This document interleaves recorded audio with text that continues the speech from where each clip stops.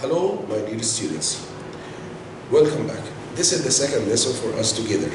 Today we are going to complete what we have started before about A Tale of Two Cities. In the last lesson we started with information about the author, and then I told you about the themes, the four themes that you will see in the novel.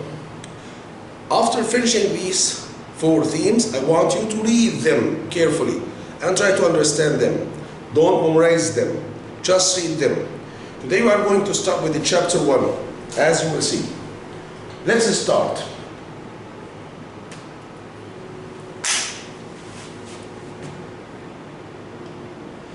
A Tale of Two Cities, Charles Dickens.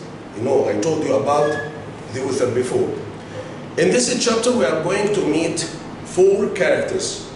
I told you about the characters before. The characters that we will meet together in this chapter: Mr. Lorry, Jerry Crancher, Lucy Manette, and Miss Pross. They are important characters, as I told you before. We will see them in this order. First Mr. Lorry, then Jerry Crancher. After that, Lucy Manette and Miss Pross will appear in the second part of the chapter. This chapter will begin with what? With Mr. Lorry, who will be informed by the bank that he must meet Miss Lucy and take her to France, or join her to France with Miss Pross. Of course he will travel. These days in England were difficult days because the way from England to France wasn't safe at all. There were many robbers, there were many thieves, there were many people who attack the passengers when they are traveling from London to Paris. So it was difficult for anybody or any passenger to travel at these days. What will happen with Mr. Lorry? He will take orders from the bank to go to Dover, and at Dover he will meet Miss Pross. Of course, in his way from London to Dover, he will meet some difficulties. What are these difficulties? The weather, storm, rain, many things. And he will receive a message from the bank. And he will give the reply to this message, as you will see. Who will give him the message? Jerry Crancher. Jerry Crancher, who will give him the message. And after receiving the message, he will reply to the message, and then he will carry the reply and give it and return back to the bank. After that, he will meet Lucy Manette, and after meeting Lucy Manette, he will tell her very important information. This information about what? About her father. We will discover together, we will find out what is the information that he told her about and everything regarding this matter. Let's start together. Chapter 1. Look here, not with me. I will read for you this part because it's very important to know about. As it promises, who promises? The writer, Charles Dickens. He promises by what? That he was going to tell us about two cities, A Tale of Two Cities. This was the title of our novel. So, as he promises that he is going to tell us the events or what was happening at that time in England and France. As its title promises, the title, A Tale of Two Cities. This brief chapter establishes the era in which the novel takes place. England and France in 1775. So that happened in 1775. And these events happened in both countries, as I told you, because they were similar in everything. Poor people, injustice, poverty, everything. Even the power was, even the kings and the queens were similar to each other in their treatment or their dealing with their people. So there, as you'll discover later, that those people were suffering from their governors or their kings and queens. The age is marked by competing and contradictory attitudes. It was the best of times. Yeah, that was the beginning in the novel that you will read it. It was the best of times, and then you will see it was the worst of times at the same time. Best of times and worst of times. Best of times. It was the worst of times, but resembles the present period in which Dickens writes. In England, the public worries over religious prophecies, popular paranormal phenomena in the form of the Coquelin ghost, and the message that a colony of British subjects in America has sent to King George III. France, on the other side, or on the other hand, witnesses excessive spending and extreme violence, a trend that anticipates the erection of the guillotine. Yet, in terms of peace and order, English society cannot justify much national posting, either crime and capital punishment abound. This means what? That in both countries, in England and in France, there were many crimes. These crimes were committed by, as I told you, the political men and the people themselves were suffering from poorness, poverty, so they were committing the crimes. Even if the laws were very difficult and very strong at that time, but people didn't care about these laws or these punishments that they will meet if they had done anything wrong or bad. Let's see together the next slide. This is the summary of our chapter. It was the best of times, it was the worst of times. You will see this in the first page of the chapter. You will read it by yourselves. Again, it was the best of times, it was the worst of times. It was the age of wisdom, it was the age of foolishness. It was the epoch of, epoch means time, of belief. It was the epoch of incredulity. It was the season of light. It was the season, after that you can complete in your story the rest of this paragraph to know the contradictories that the author or the writer, Charles Dickens, mentioned or wrote here in this novel about the two countries. What do they mean? These words. Let's see together. These famous lines, which open a tale of two cities, hint at the novel's central tension between love and family on the one hand, and oppression and hatred on the other. So they clarify the difference between, as I told you before, the right and the wrong, the good and the bad things, also love and hate. Okay? The passage makes marked use of anaphora. Anaphora, you will study it, inshallah, in poetry, which means many opposites. Okay? Many words that will give you the opposites. They give you love and hate, good and bad, right and wrong, all of these. So the writer used them here to explain for you his vision, what he was, what was he intending to tell us about this area and the people who were living at that time. The repetition here, let me read it from my laptop. The repetition of a phrase at the beginning of consecutive clause, for example, it was the age, and it was the epoch. This technique, along with the passage steady rhythm, suggests that good and evil, wisdom and folly, and light and darkness stand equally, matched in their struggle. Both of them, the right and the wrong, they walk together in parallel, okay? And they were not affected by each other. They were by the same amount at that time, okay?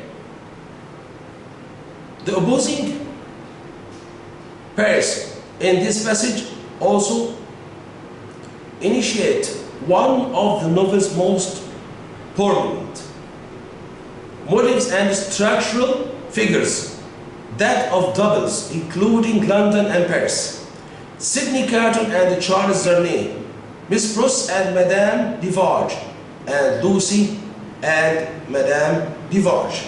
This was also, as I told you, the explanation of the first part or the first paragraph in the novel, in the first page. Up till now, we didn't go to the most important events of the chapter. From here, we will start. This is the beginning of our chapter. On a Friday night in late November of 1775, a mail coach, it means like the bus is now the bus that will take you from a place to another place. It was a coach. That coach was pulled by horses, and there were two persons, the driver and the guard, because I told you that time was very dangerous for the travelers or for the passengers who travel from place to another place. So that coach was going in a bad weather. A mail coach wends its way from London to Dover. From London to Dover.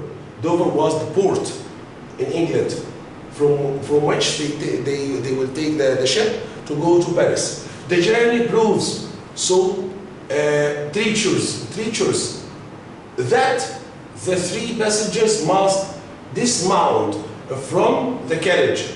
This means what? That because the weather and the bad weather at that time, the passengers had to get out of the carriage because it was climbing up a hill. So they had to help the horses and push the carriage to go up the hill. So they were out of it at that time.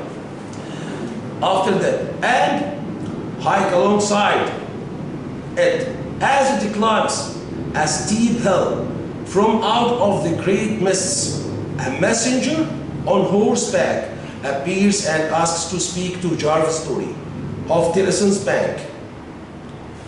As I told you that at the beginning the coach was going up the hill and the passengers, the three passengers, were wrapped, were covering their faces because it was cold and it was dangerous. So they had to what? To cover every part of their bodies. And they didn't speak to each other, and they didn't tell even their names to each other or hello. Okay, so they were hidden. Okay, after when they heard the sound of a horse, they didn't hear exactly.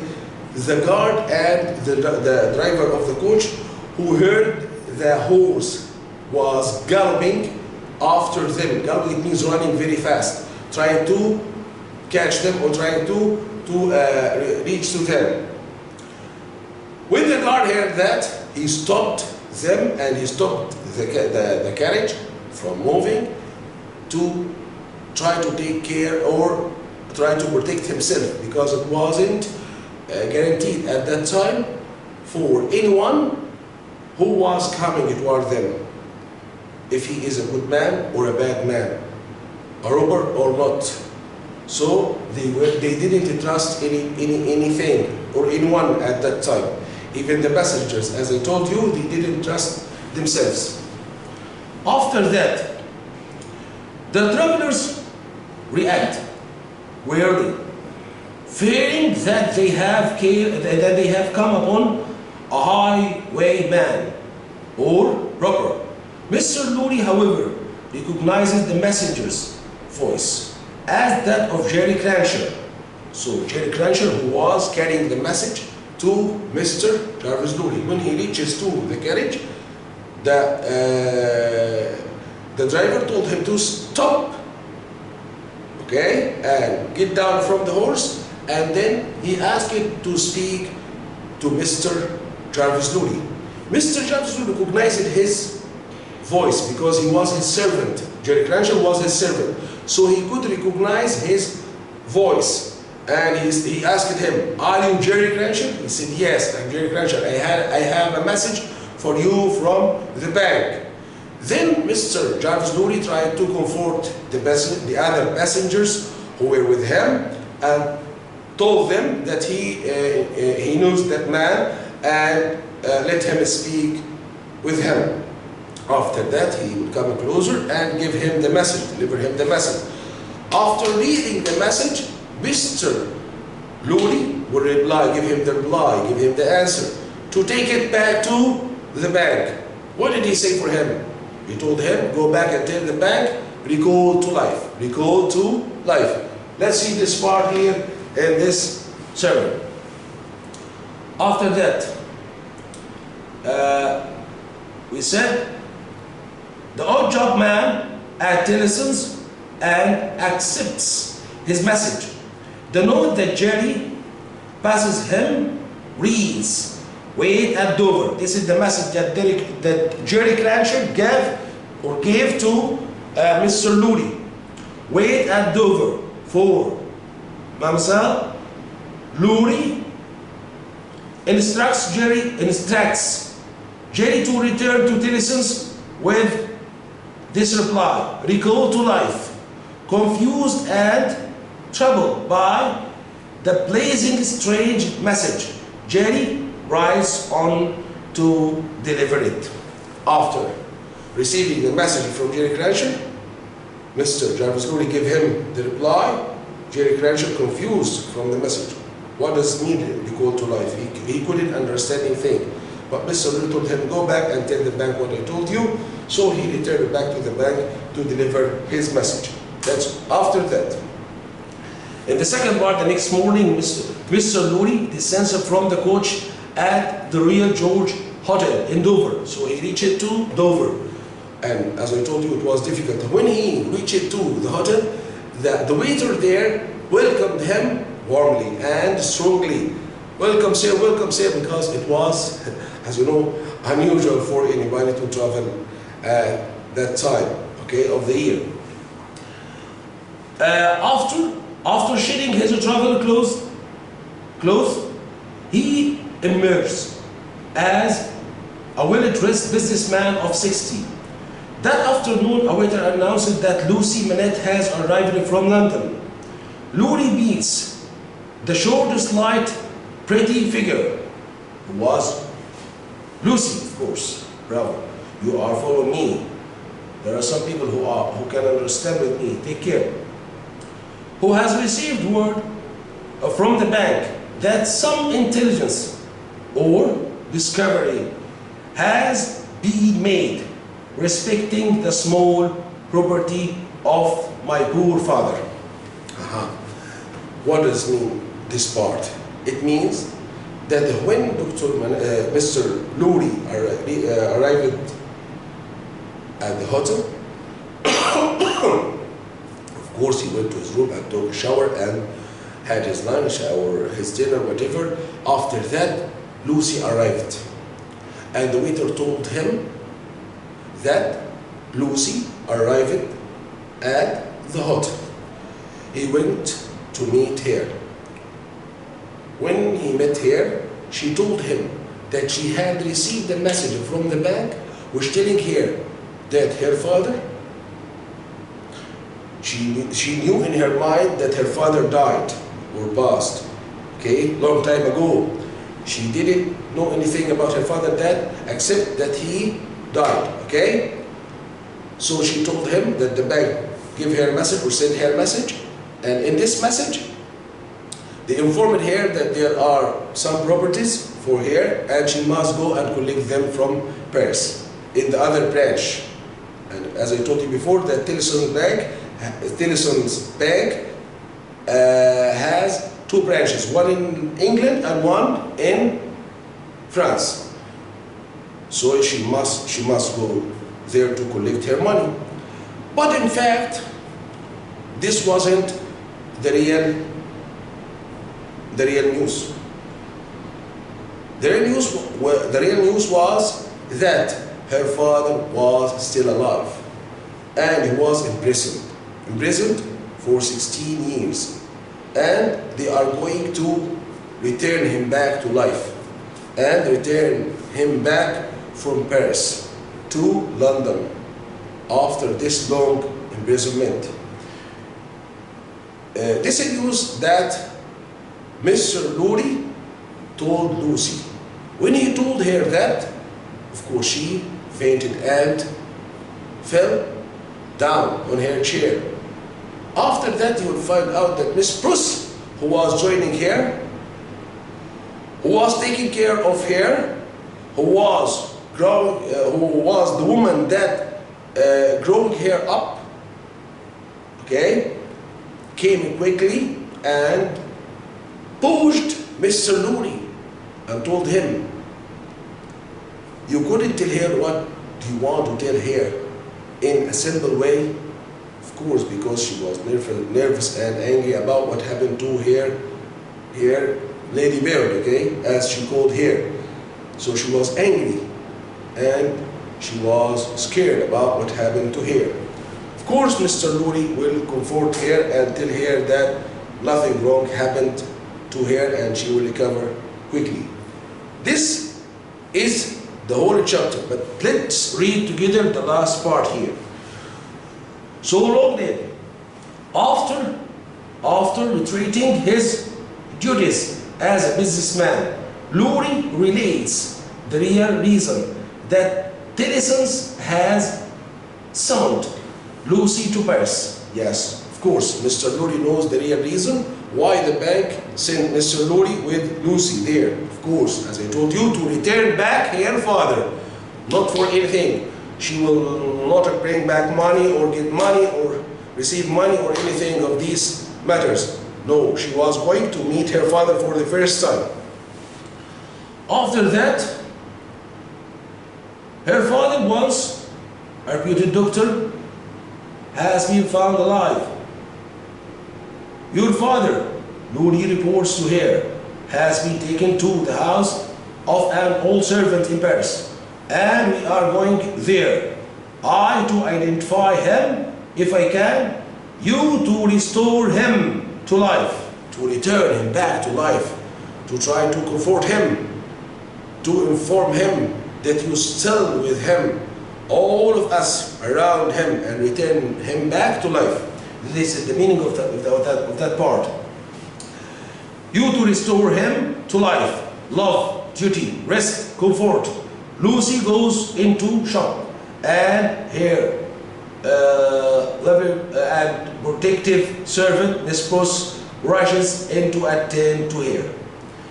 That was the whole chapter, as I told you before, and let's see something else will help you to understand everything that I explained from A to Z, which is a video. Okay, in this video we'll see this part that we explained together, and after watching this video we will try to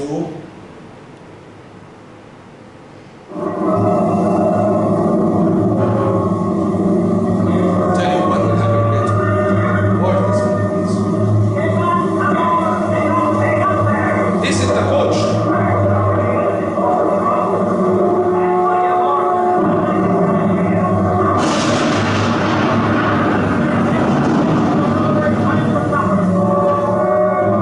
Passengers were trying to help the coachman go,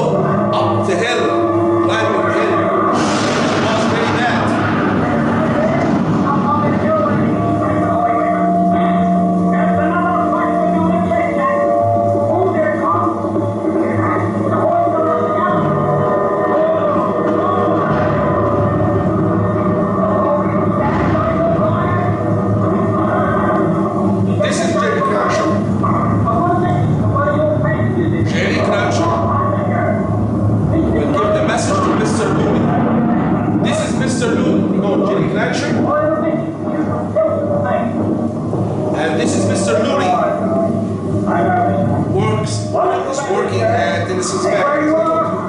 He's in the guard of the coach.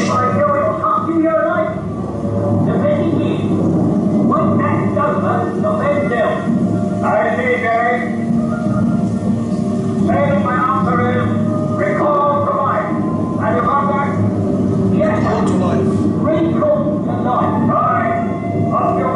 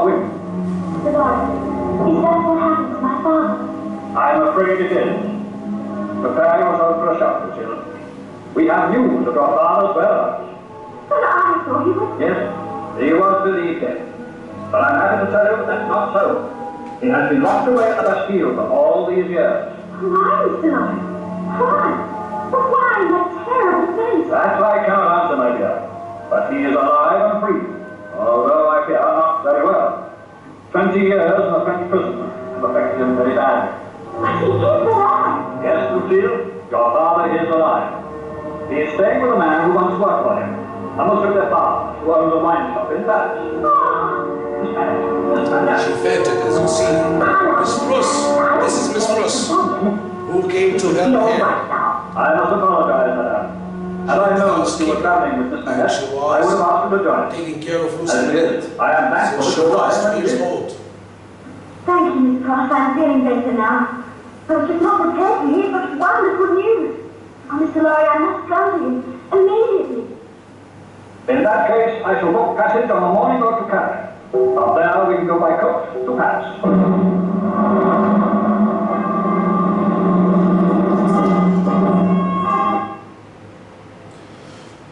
By this far, we've heard what happened in Chapter 1, as you see here in the video. If you can't hear the voice perfectly, you can take this link and watch it on YouTube by yourselves. Just write A Tale of Two Cities. Please try to read your novel carefully, the papers, and listen to the sermon that I introduced for you. And if you don't understand anything, of course, we are going to meet together and you can tell me about any point that you want me to explain it again and again and again. Don't worry. This is the start. This is the beginning, okay? Now, my dear students, shall I see you soon with my best wishes in the next lesson. Thank you, my dear students. Goodbye.